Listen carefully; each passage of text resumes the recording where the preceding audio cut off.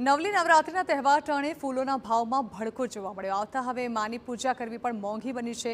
એક તરફ નવરાત્રિના તહેવારમાં ફૂલની ભારે ડિમાન્ડ છે, પરંતુ વરસાદને કારણે ફૂલોની ખેતીમાં ભારે નુકસાન થતાં સપ્લાય ઘટ્યો છે। પરિણામે ફૂલના ભાવમાં 30 થી 40% જેટલો વધારો થતાં ગ્રાહકોનું બજેટ ખોરવાયું છે। ભાવ વધતા માતાજીની માંડવીને ફૂલોનો શણગાર કરવો હવે મોંઘો બનશે। આ ભાવ વધારો આગામી 30 સપ્ટેમ્બરથી 2 ઓક્ટોબર સુધી રહેવાની શક્યતા છે।